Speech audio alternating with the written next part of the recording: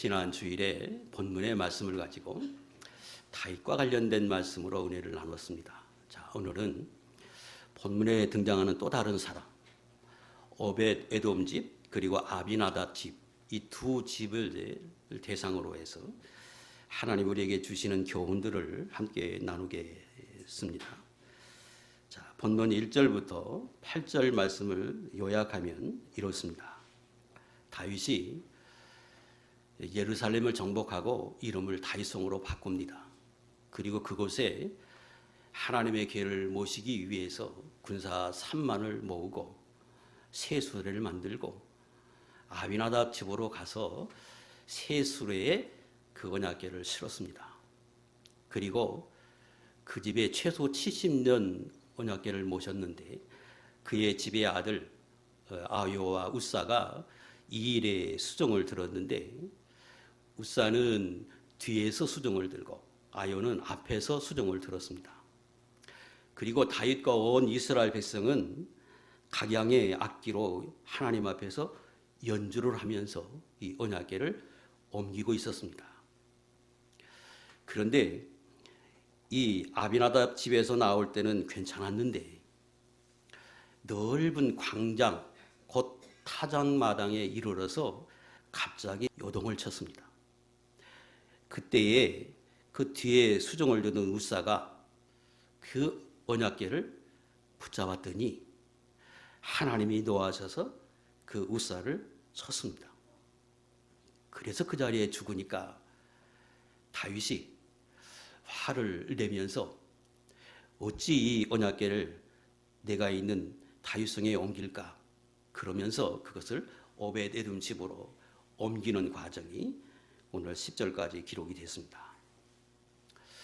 자, 지난 시간에 우리가 주로 다룬 말씀은 언약궤를 옮기려 할 때 그 다윗이 행했던 그 옳지 않음, 그것 때문에 소가 뛰고 그 소가 뛴 구체적인 원인이 이유가 무엇인지 그 부분들을 우리가 중점적으로 말씀을 나누었습니다. 자, 오늘은 그 언약궤가 흔들리니까 우사가 그걸 붙들어서 그것 때문에 우사가 죽습니다. 그리고 그 죽음의 원인을 본문은 정확하게 뭐라고 말씀하셨냐 그러면 9절에 우사가 잘못함으로 말미암아 하나님의 진노에서 치셨다. 역대상 13장 10절은 조금 더 그 잘못이 무엇인지 구체적으로 설명을 했습니다. 읽겠습니다. 시작. 우사가 손을 펴서 궤를 붙들므로 말미암아 여호와께서 진노하사 치심에 그가 거기 하나님 앞에서 죽으니라. 잘못해서 하나님이 우사를 쳤는데 그 잘못한 것이 무엇인가? 그러면 그 언약궤를 붙잡았다는 거예요. 그리고 그 언약궤를 붙잡았는데 그것이 왜 죽을 일인가? 우리가 여러 번 이 앞에서 배웠기 때문에 잘 압니다. 민수기 4장 15절에 언약궤는 절대적으로 지성소에 보관을 할 것이고 옮길 때에는 대제사장의 가족들이 가서 다 정리하고 그걸 다 덮으면 네 지파 중에 하나인 고앗 자손이 와서 반드시 어깨에 매라. 그리고 절대로 언약궤는 만지지 말라. 그러면 죽는다. 20절에는 만질 뿐 아니라 호기심으로 바라보지도 말라. 그러면 죽는다. 그렇게 말씀하셨습니다. 그러니까 이 말씀에 근거를 두어서 갑자기 소가 뛰고 소가 뛰니까 수레가 흔들리고 수레에 실던 언약궤가 요동을 치니까 그걸 잡아서 하나님의 말씀을 범함으로 죽었다. 이해되죠? 그런데 이해는 하겠는데 우리 마음 깊은 곳에서 이런 의문은 가시지 않습니다. 의도적으로 만든 것도 아니고 갑자기 소가 뛰니까 너무나 소중한 하나님의 임재를 상징하는 언약궤가 쓰러질 것 같아서 순간적으로 그걸 붙잡았는데 그 죽을 일인가? 소가 뛴 이유가 다윗이 하나님의 말씀대로 행하지 않아서 어깨에 매지 않고 수레에 실어서 하나님의 진노하심이 기뻐하시지 않음이 드러난 것이다. 네 자손 중에 반드시 고아 자손이 어깨에 매야 하는데 고아 자손이 아닌 군대를 동원한 것 잘못했다. 하나님 앞에 기도해서 묻고 하나님의 인도를 받아야 하는데 기도하지 않고 사람과 의논해서 군사와 의논하고 백성들이 소원하니까 그래서 하나님이 기뻐하지 않았다. 이해가 되지요. 그래서 소가 뛰었습니다. 그것 때문에 우사가 붙잡았으면 제일 큰 과실은 그 일을 주관한 다윗에게 있지 않는가. 그런데 다윗은 괜찮고 귀한 언약궤가 넘어질 것 같아서 순간적으로 붙잡은 우사가 죽은 것은 좀 불공평한 것 아닌가. 지울 수가 없습니다. 지금 본문에서 다루는 것은 언약궤를 모신 그 두 집 가운데 3개월을 모신 오벳에돔 집은 하나님이 복을 주셨다고 말씀하시는데 아비나답 집은 적어도 최소 70년 이상을 그 언약궤를 모신 집이고 그 언약궤를 모실 때 사람들이 꺼려하니까 그들이 정성을 다해서 70년을 모셨는데 그 집 아들이 흔들리는 언약궤를 잡았다고 죽으면 조금 형편이 어긋난 것 아닌가. 지울 수가 없습니다. 여러분도 그럴 것이고 저도 마찬가지입니다. 하나님의 의도가, 하나님의 뜻이 오늘 우리에게 어떤 교훈을 주려고 이 사건이 있었고 성경에 기록하게 하셨는가. 그 부분을 좀 깊이 살펴서 교훈을 얻어야 할 필요가 분명히 있습니다. 먼저 그 부분을 차근차근 우리가 풀어가기 위해서는 일반적으로 이 사건을 다룰 때 우사가 언약궤를 붙잡아서 죽었다. 거기에 초점을 맞추기 쉽습니다. 그러니까 내가 섬기는 하나님은 인자하고 사랑이 많고 복을 주시는 분인데 조금 잘못해서 순간적으로 절대 하지 말라고 하는 일을 했다고 이렇게 죽음을 당하면 참 두렵다, 무섭다. 그러기 쉽습니다. 그런데 시각을 좀 바꾸어서 다른 시각으로 보면 두려운 하나님이 아니라 사랑이 무한한 하나님, 긍휼이 무한하신 하나님의 모습을 볼 수 있습니다. 그 부분을 초점을 맞춰서 살피고 그리고 우사의 죽음으로 다시 돌아오겠습니다. 우리가 아는 언약궤는 하나님이 이스라엘 백성을 그곳에서 만나주고 필요한 모든 것을 말씀해 주시기 위해서 만들게 하신 것이 언약궤입니다.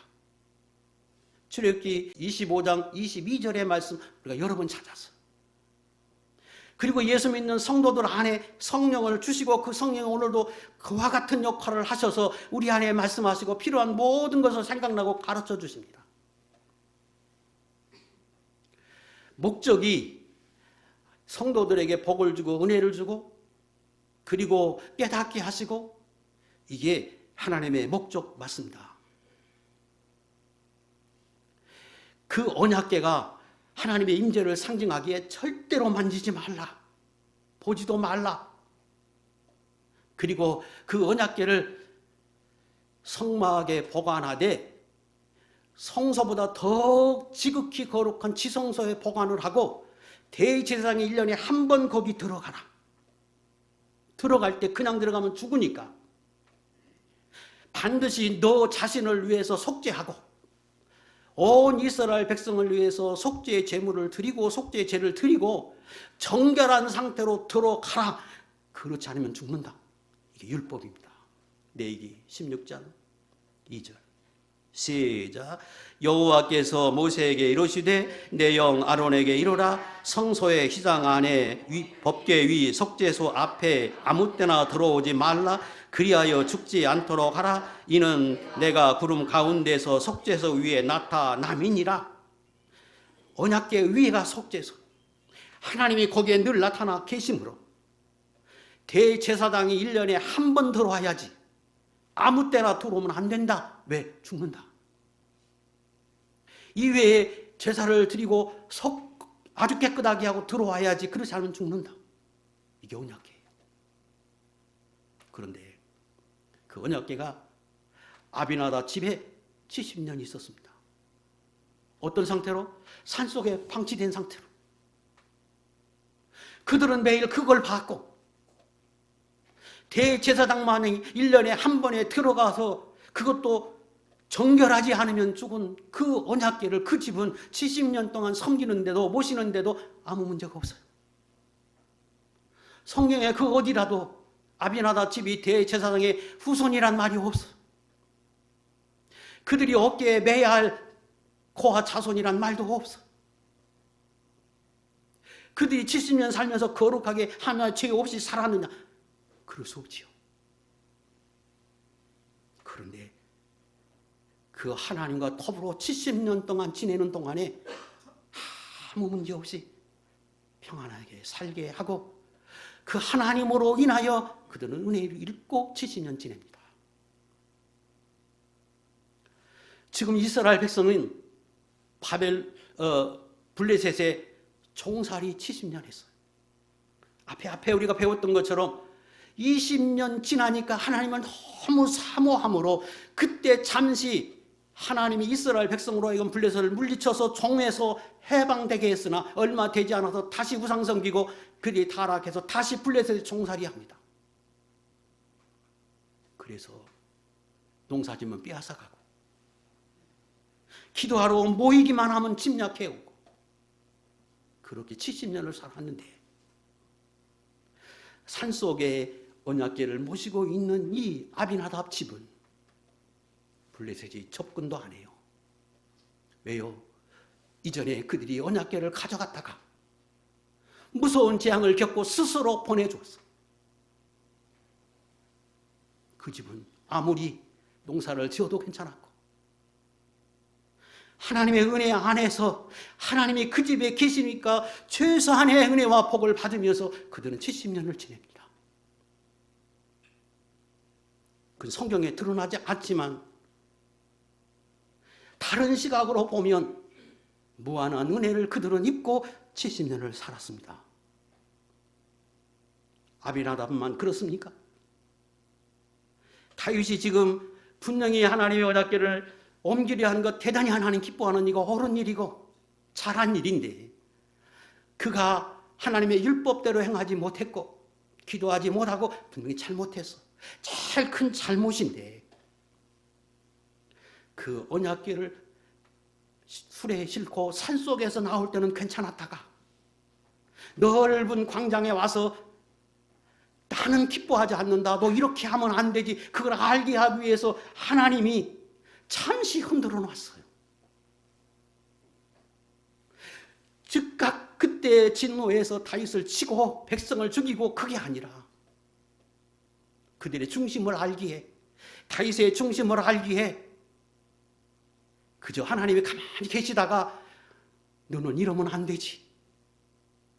그래서 그 넓은 광장에 와서 하나님의 계획과 간섭하심을 보였어. 국률 아닙니까? 잘못했으면 처음부터 쳤으면 다시 죽어야지. 백성들을 하나님이 무섭게 이전에 블레셋에 행했던 것처럼 하시면 어떻게 하겠어요? 하나님은 그저 수레가 흔들리도록 만드셨어요. 신약에 예수 믿는 사람들은 언약궤 이것이 곧 예수 믿는 성도들을 상징한다. 우리가 여러 번 배웠습니다. 언약궤는 예수 그리스도를 예표해요. 그뿐 아니라 예수 믿는 성도 한 사람 한 사람이 신약시대 때는 언약궤와 같아서 저와 여러분 안에 하나님이 임재해 계시고 필요한 모든 것을 우리 안에서 말씀하시고 깨닫게 하십니다. 그래서 하나님이 말씀하실 때 고린도전서 3장 16절 17절에 너희 예수 믿는 성도는 하나님의 성전인 것을 알라고 말씀하십니다. 그리고 성전은 곧 거룩하신 하나님이 내 안에 계신 것이기에 과거 성막 안에서 하나님의 바로 하지 못하면 즉시로 죽었던 것처럼 너희 안에 하나님이 계심으로 너희도 하나님 앞에 옳지 않게 행동하면 너희도 멸하신다고 하나님이 분명히 말씀하십니다. 읽겠습니다. 시작. 너희는 너희가 하나님의 성전인 것과 하나님의 성령이 너희 안에 계시는 것을 알지 못하느냐? 누구든지 하나님의 성전을 더럽히면 하나님이 그 사람을 멸하시리라. 하나님의 성전은 거룩하니 너희도 그러하니라. 그러면 여러분이 오늘 평안히 살아가는 것은 항상 여러분이 선한 마음, 깨끗한 마음을 먹어섭니까? 하나님 앞에 정직히 행하고 죄를 행하지 않아서 오늘도 하나님을 모시고 살면서 평안히 살아가는 것입니까? 허물투성인데, 날마다 죽어야 할 사람인데 하나님 용납해 주시고, 그래서 오늘 우리가 살아가고 있어요.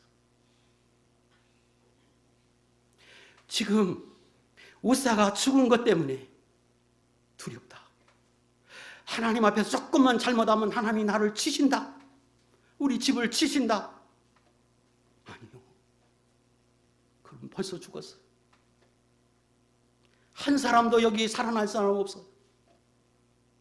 한 가정도 하나님 앞에 복을 받을 만한 가정이 없어요. 용납하시고 못 본 척 하시고 침묵 자체가 때로는 은혜라 그랬지요. 하나님의 은혜 안에서 오늘도 살아가고 있습니다. 시편 130편 3절에 여호와여 주께서 죄악을 지켜보실진데 주여 누가 서리이까? 그러나 사유하심이 주께 있으면 주를 경외하게 하심이니라. 그래서 오늘도 살아가며 은혜고 한 주 살아가며 은혜고 앞으로도 그 은혜로 살아감을 우리가 깨달아서 그 하나님을 경외하고 사랑하게 만들고 그걸 깨달은 사람이 주님을 더 사랑하고 그 주님 앞에 그 은혜에 합당한 모습으로 살려고 몸부림치게 하심이 하나님의 뜻이고 그 사랑입니다. 욥기서 14장 17절 주는 내 허물을 주머니에 봉하시고 내 죄악을 싸매시나이다. 그 은혜 속에서 오늘 저와 여러분이 살아가고 있습니다. 마치 지금 우사 가족, 아비나답 가족이 살아가는 것과 다윗에게 베풀어 주신 그 은혜와 사랑이 오늘 저와 여러분도 똑같이 입고 살고 있습니다. 자, 그렇다면 우사의 죽음은 어떻게 이해해야 하는가? 그런 은혜를 70년 동안 베풀어 주시고 눈 감아 주신 하나님이 왜 순간적으로 붙잡았다고 왜 그때는 죽게 하셨는가? 왜 갑자기 그 평탄한 길에서 소가 뛰게 했는가? 처음부터 용납해 주신 하나님이신데 그것도 하나님의 은혜와 사랑입니다. 생각해 보십시다. 만약에 다윗이 지금 너무 사모해서 언약궤를 모셔놓고 그 하나님께 나는 묻고 그 하나님의 인도를 받아 살겠다고 이 앞에 있었던 사울이 40년 동안 하나님께 묻지 않고 살았지만 나는 하나님 앞에 묻고 기도하며 살겠다고 결심해서 언약궤를 옮겼지. 분명히 목적은 선했습니다. 방법은 잘못돼서 말씀을 무시하고 자기 생각대로 세상 사람이 하는 방법대로 그렇게 살아. 그래서 하나님이 가만히 계시면 그 일이 끝까지 아무 일 없이 다 형통하게 되면 그 뒤에는 어떻게 될까요? 영원히 하나님을 그렇게 섬깁니다. 예전에는 어떻게 했는데 아니야, 술에 싫어도 괜찮아. 예수 믿는 사람은 성경에서 이렇게 하라고 한 거 이렇게 해야 하는데 아니야, 이번에 해보니까 아무 문제 없어. 그래서 하나님의 말씀을 무시하고 세상 사람이 쓰는 방법대로, 블레셋이 쓰는 방법대로 계속해서 술에 싫고, 우사가 만져도 괜찮아서 계속해서 언약궤 이제 만져도 괜찮고 만지고, 필요에 따라서는 만지고. 그러지 않겠습니까? 그래서 하나님이 다 용납해 주었어요. 그러다가 어느 순간에 이건 아니지, 너 잘못하고 있는 거야, 이건 아니야, 이건 옳지 않아. 그 하나님의 마음을, 하나님이 기뻐하지 않음을 수레가 흔들리게 해서, 평탄한 길에서 갑자기 소가 뛰게 해서 다윗으로 알게 하세요. 다윗이 즉시 깨닫잖아요. 아, 이거 하나님 기뻐하지 않는다. 그래서 중지하고, 그 일을 중지하고 언약궤를 다윗성에 옮기지 않고 오베데돔의 집에 갖다 두지요. 왜요? 소가 뛰지 않습니까? 이 이후에 그들이 언약궤는 손으로 만져도 괜찮다, 소에 실어도 괜찮다, 어깨에 안 매도 괜찮다, 그렇게 할 것인데 하나님이 이 사건을 통해서 온 이스라엘 백성들에게 경고하시고 아니야, 너 이러면 안 돼, 깨닫게 하십니다. 온 백성이 다 그 사건이 없었으면 앞으로 그렇게 섬기기에 하나님이 깨닫게 하십니다. 호세아 7장 1절 이하에 보면 이런 말씀이 있습니다. 제가 그만할 때까지 읽겠습니다. 시작. 내가 이스라엘을 치료하려 할 때에 에브라임의 죄가 사마리아의 악이 드러났도다. 그들은 거짓을 행하여 안으로 들어가 도둑질하고 그만. 하나님이 이스라엘을 사랑해서 그들을 치료하기 위해서, 복을 주시기 위해서, 회복하기 위해서 그들의 악을 드러내셨어요. 이게 무슨 말인가 하면, 예수 믿는 사람이나 안 믿는 사람이나 암이 제일 무서운 병으로 알아요. 왜 무서운가 그러면, 암이 생기면 찌르듯 아프면 초기에 가서 치료하면 낫는데, 암이 발생해서 이 암이 다 커지고 3기, 4기가 될 때까지는 통증도 없고 아무 증상이 없어요. 그래서 사람이 발견을 못하고 치료 못해서 그 암이 무서운 것이지, 암이 초기는 아무것도 아니에요. 하나님이 여러분을 사랑해서 분명히 여러분 안에 계시고 나는 거룩하니 너희도 거룩하라, 그러지 않으면 내가 너를 멸한다고 말씀하셔도 여러분을 사랑해서, 저를 사랑해서 이렇게 살아도 저렇게 살아도 그렇게 사실은 그렇게 하고 계셔. 그런데 계속해서 가만히 계시면 내가 좋아질까요? 절대 하지 말아야 할 선도 넘어버려. 그래서 하나님이 나를 치유하려고, 나를 회복하려고, 내게 복을 주려고, 내게 믿음의 사람이 되고 자격자가 되게 하기 위해서 드러내죠. 어떻게? 아프게 하셔요. 문제가 발생하게 하셔요. 소가 뛰게 하셔요. 내 삶이 요동하게 만들어요. 왜요? 나를 사랑해서. 나를 사랑해서. 그래서 내게 지금 암덩어리가 있는 줄 알게 하기 위해서, 내가 지금 죄악 가운데 있고 넘지 말아야 선을 넘고 있음을 알게 하기 위해서 하나님이 그렇게 하신 것. 다시 읽겠습니다. 앞에 있는 것 시작. 내가 이스라엘을 치료하려 할 때 에브라임의 죄와 사마리아의 악이 드러났도다. 그 뜻은 거짓을 행하며 도둑질하고 노략질하며 내가 모든 악을 기억하였음을 그들이 마음에 생각하지 아니하였거니와 이제 그들의 행위가 그들을 애워싸고 내 얼굴 앞에 있도다. 그래서 하나님이 가만히 계시니까 그들이 생활이 이스라엘 백성 자기 형제 거 도둑질하고 밖에 나가서 노략질하고 그러면서도 아무 문제가 없으니까 그들의 머릿속에 하나님은 모른다. 하나님은 모르고 계시다. 기억하지도 않는다. 그렇게 생각하고 있었어. 그래서 하나님이 어느 순간인가 내가 알아. 그것이 죄야 하고 드러내셨어요.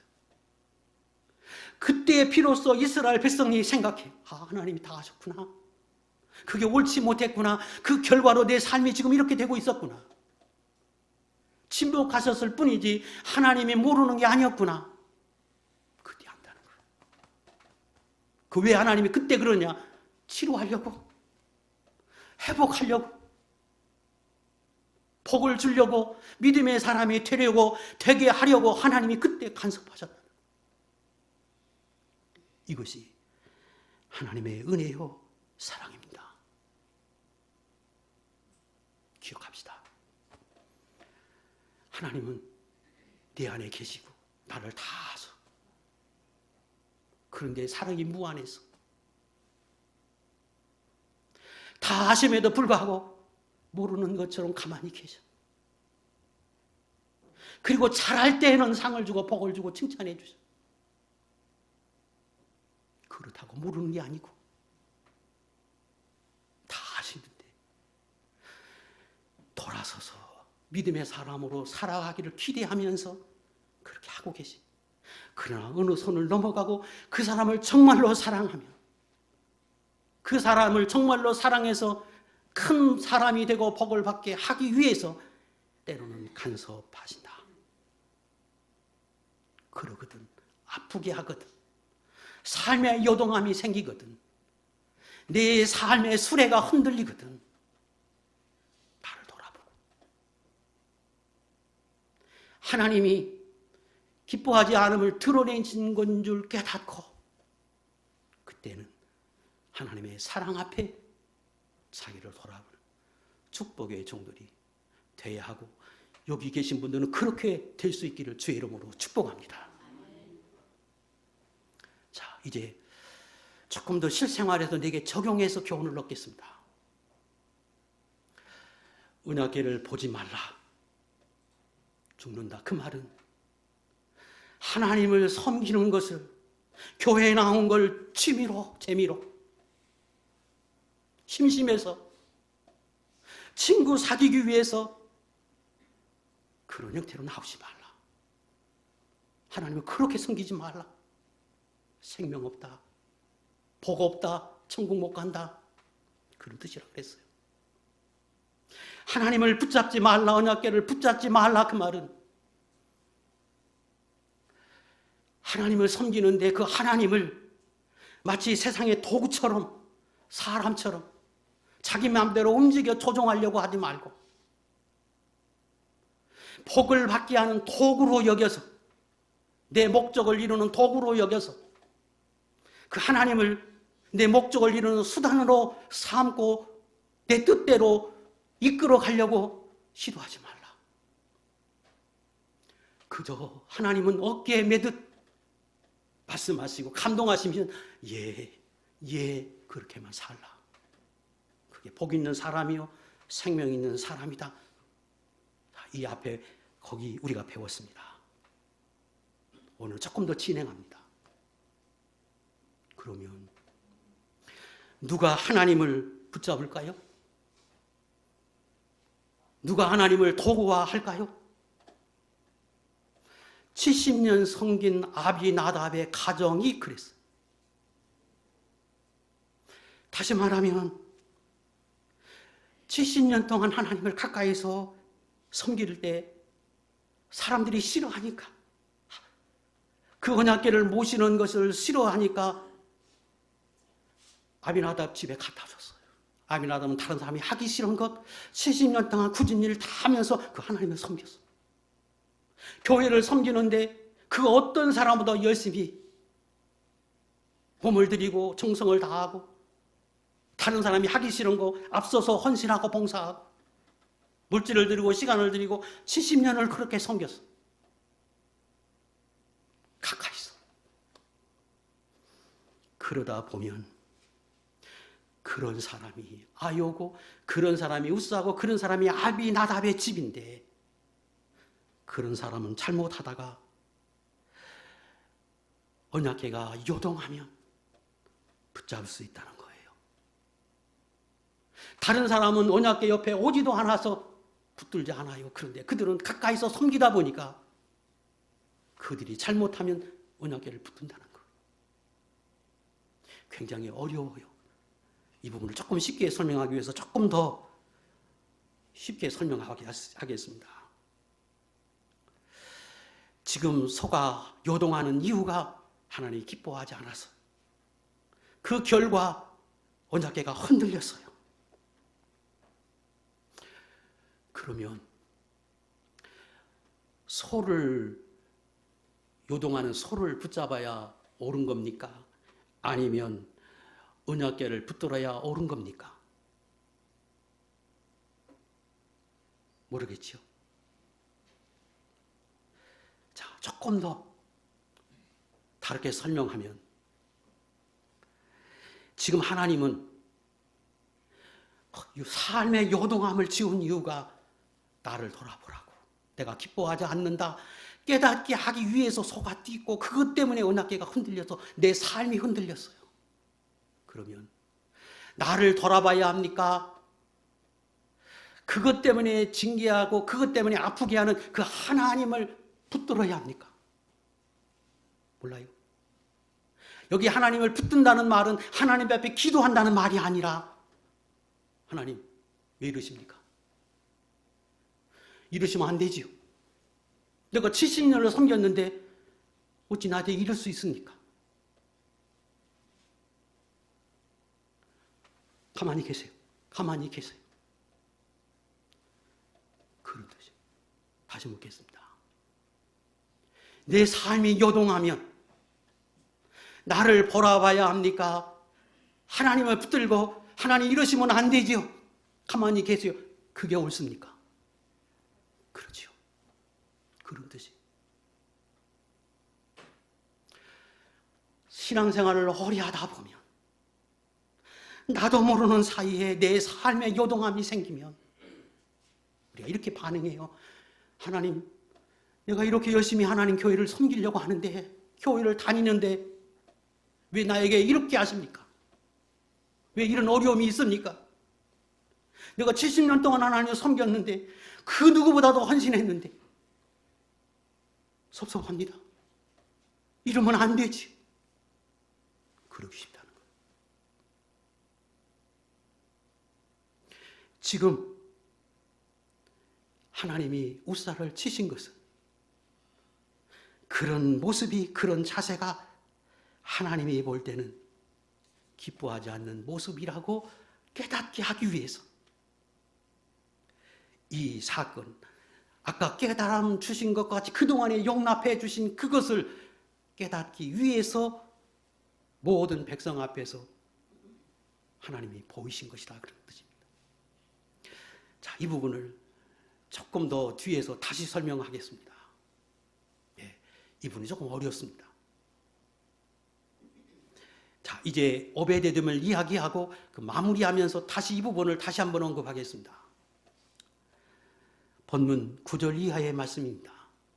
다윗이 언약궤를 다윗성에 옮기지 않고 오베데돔 집에 놔뒀습니다. 그랬더니 3개월 후에 복을 주셨다고 하는 소식을 듣습니다. 그래서 다윗이 다시금 오베데돔 집에 있는 언약궤를 다윗성으로 기쁨으로 옮겼습니다. 지난주에 거기 했습니다. 자, 먼저 오베데돔이 어떤 사람입니까? 본문에 보니까 11절에 가드 사람이라 그랬습니다. 가드 사람 그러면 흔히 우리 머릿속에 생각날 때에는 블레셋이 5성으로 돼 있고 그 중에 제일 큰 성, 수도와 같은 성이 가드성입니다. 아, 오베데돔은 이방인이구나.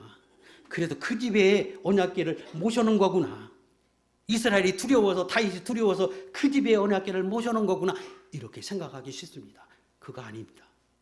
여기 가드는 블레셋 땅이 아니라 이스라엘 땅에 있는 어떤 지명입니다. 그리고 오베데돔은 이방인이 아니라 내일인이고 문지키는 일을 하는 사람입니다. 역대상 15장 3절 4절 시작. 다윗이 이스라엘 온 무리를 예루살렘으로 모으고 여호와의 궤를 그 마련한 곳으로 메어 올리고자 하여 다윗이 이른 아론 자손과 레위 사람들을 모았어요. 그리고 그 뒤에 지난 시간에 제가 간단하게 설명했는데 몇 사람 다 모았어요.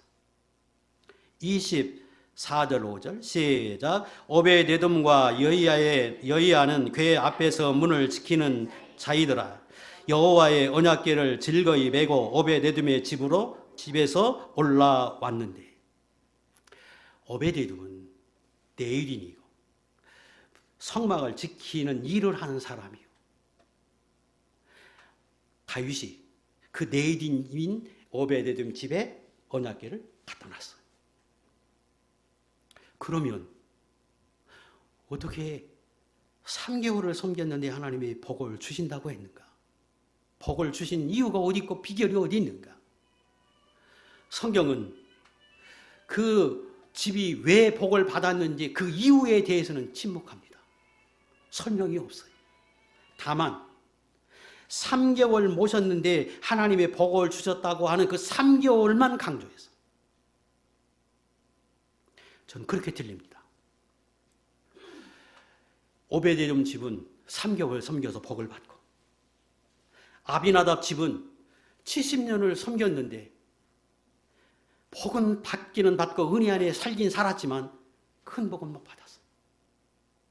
지금 성경은 그걸 비교해서 강조하고 있다고 생각합니다. 그 비결이 어디 있을까? 신약의 힌트를 얻을 수 있는데, 신약에도 이 성경과 아주 비슷하게 우리에게 교훈해 주는 말씀이 마태복음 20장에 있습니다. 띄우세요. 20장 1절 2절에 보면, 천국은 마치 품꾼을 얻어 포도원에 들여보내려고 이른 아침에 나간 집주인과 같으니 그가 하루 한 데나리온씩 품꾼들과 약속하여 포도원에 들여보내고. 천국은 교회를 상징하고 교회에 예수 믿는 사람이 다 이렇게 모였어요. 그런데 하나님이 교회에 모인 여러분들에게 약속하신 것은 데나리온이요. 한 데나리온은 일꾼 하루 품삯인데 영적으로는 그것이 천국을 상징해요. 그리고 예수 믿음으로 주시는 복도 포함된 거예요. 그래서 예수 믿는 저와 여러분, 교회에 모인 여러분들에게 하나님이 성경을 통해서 약속하셨어요. 너 교회 가서 하나님 잘 섬겨라. 그러면 내가 너에게 천국 들어가게 해줄게. 그리고 복을 받게 해줄게. 그 약속을 다 받은 사람이고 그분들이 오늘 여기 모인 분들이에요. 그런데 똑같은 시기에 모인 게 아니고 어떤 사람은 모태신앙 처음부터 하나님이 불러서 예수 믿기 시작한 분이 계시고, 그 뒤에 쭉 설명하면 9시에, 우리나라 시간 9시에 하나님이 불러서 교회에 온 사람이 있고, 12시에 온 사람이 있고, 오후 3시에 온 사람이 있고, 맨 마지막 5시에 들어온 사람이 있어요. 근데 그 사람들은 놀고 있던 사람이요, 자격 없던 사람이요.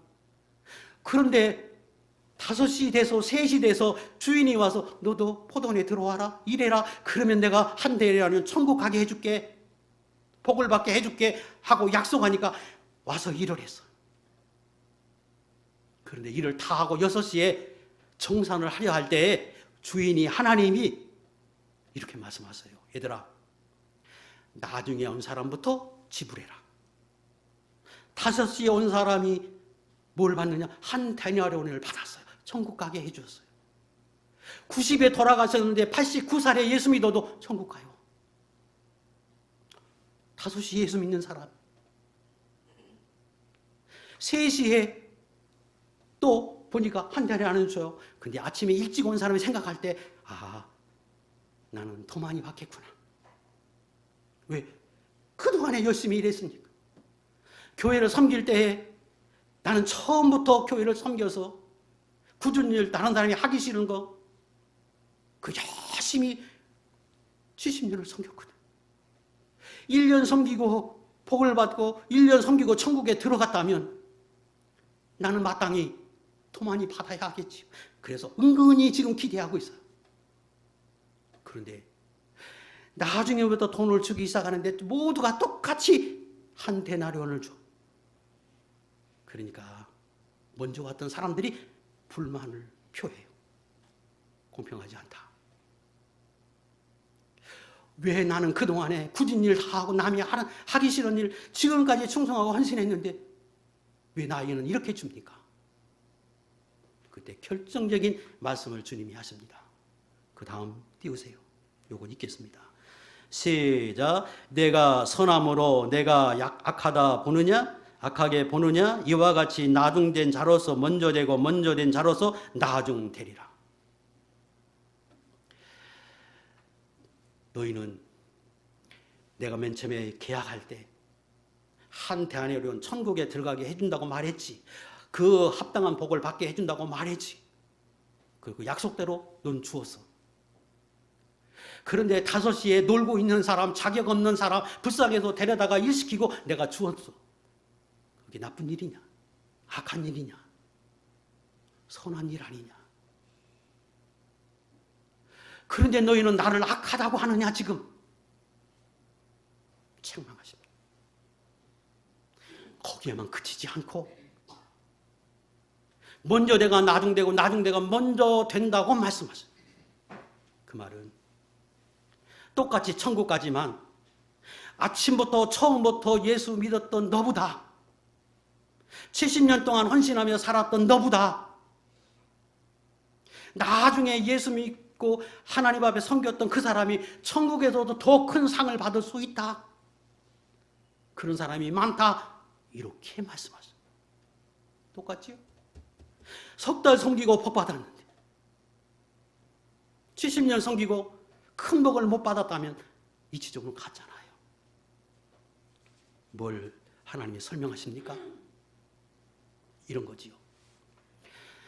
5시에 일하라고 해서 하나님이 일을 시킬 때 어떨까요? 다급한 사람이 무엇하고 놀고 있는 나를 불러서 1시간 일 시키고 나에게 한 대라는 천국 가게 해준 이 은혜를 그는 일하면서 생각할 때 이게 형용할 수 없는 은혜예요. 그래서 모든 헌신을 다하는데 그게 헌신이 아니라 마땅한 거예요. 기쁨으로 감사함으로. 왜? 하나님 은혜가 너무 커서 기쁨과 감사함으로 그냥 헌신하는데 그 헌신이 그 은혜에 비하면 아무것도 아니에요. 은혜가 너무 커서. 그게 5시에 들어와서 예수 믿은 사람. 내가 하나님 앞에 헌신하고 내가 하나님 앞에 봉사하고 내가 그렇게 사는데 하나님 은혜가 너무 커서 내 헌신은 보이지가 않아요. 평생 그렇게 살 수 있다면 그게 5시에 온 사람. 하나님 앞에 가면 복을 받고 더 크게 상을 받을 사람입니다. 그런데 아침부터 일하는 사람도 처음에는 그랬는데 시간이 지나다 보니까 다른 사람과 비교가 되는 거예요. 저 사람은 나는 훨씬 더 봉사하고 헌신하고 열심히 섬기고 오래 섬기고 더 가까이서 하나님 섬기고 남이 하기 싫어하는 일 나는 하고 나는 더 복을 받을 거. 복을 주셔야 돼. 복을 받는 게 당연해. 점점점 그렇게 변해가버려. 그리고 나중에는 기쁨도 잃어버리고 감사도 잃어버리고 그리고 하나님이 내게 그런 은혜를 주지 않음에 대한 원망과 불평은 자꾸 생겨요. 그게 저와 여러분 아닙니까? 그게 저와 여러분 아닙니까? 제가 질문을 드릴 테니까 답해 보세요. 내 안에 계신 하나님은 나를 사랑해서, 이 세상의 그 어떤 사람보다 나를 사랑해서 내 안에 와 계시고, 내가 그렇게 살지 않으면, 거룩하지 않으면 너 죽는다고 말씀하심에도 불구하고 내가 그렇게 살지 않아도 떠나가지 않는 이유가 나를 사랑하시기 때문이다. 그게 맞습니까? 아니면 하나님이 계실 데가 없어서, 있을 곳이 없어서, 나의 섬김이 필요해서, 나 아니면 하나님이 계실 데가, 자리가 없어서 여러분 안에 계십니까? 떠나가지 않고 영원히 여러분 안에 계신 이유가 가실 데가 없어서 하나님이 영원히 여러분 안에 계신 겁니까? 있을 수 없는 얘기잖아. 있을 수 없는 얘기. 그런데 어느 순간인가부터 내가 하나님을 그렇게 만들어버려. 어느 순간인가부터 예수 믿는 사람이 오래 살다 보면 나도 모르게 하나님을 그런 하나님으로 만들어버려. 지금 5시에 온 사람은 너무 하나님의 은혜가 커서 그냥 감사해서 이것도 감사하고 저것도 감사하고 아무리 섬겨도 부족하고. 왜? 너무 커서. 그런데 나도 맨 처음에는 그랬는데, 첫사랑으로 그랬는데 시간이 지나다 보니까 다른 사람과 비교해서 내 의의가 자꾸 커져. 내 섬김이 커지고 내가 한 것이 커져서 나중에는 하나님 은혜는 안 보이고 내 한 일만 보여. 그래서 하나님이 내 삶에 조금만 문제가 생기면 그 하나님을 원망하고 하나님을 붙드는 것 같은 삶으로 살고, 그게 우리일 수 있다. 그러면 내가 내 안에 계신 하나님을, 나도 모르는 사이에 내가 그렇게 살았는데 내 안에 계신 하나님 입장에서 생각해 보면 얼마나 초라해. 나는 하나님을 사랑해서 지금까지 70년을 섬겼는데 내 안에 계신 하나님 기뻐하는 게 아니라 내가 하나님을 더 초라하고 보잘것없는 분으로 날마다 하나님을 만들고 있어. 내 안에 계신 하나님은 올 때 갈 데 없는 것처럼 내 안에 구걸하는 분처럼 내가 하나님을 만들고 있다면 그 얼마나 억울하니. 그게 아비나답 집이라는 거예요. 그게 아비나답 집이야. 생각해 봅시다. 저와 여러분 다 하나님 사랑합니다. 우리 교회인들은 교회는 작지만 여러분 정말로 진실하게 하나님을 기쁘게 하려고 그렇게 사시는 분들입니다. 그래서 헌신을 다하고 충성을 다하며 삽니다. 저도 여러분도 죽을 때까지 오베데돔과 같은 섬김으로 주님을 섬기는 하나님의 종들이 되시기를 축복합니다. 한 사람도 그런 성도가 점점점 변해서 아비나답의 섬기는 사람과 같은 모습으로 섬기는 사람이 없기를 주의 이름으로 축복합니다. 기도하겠습니다.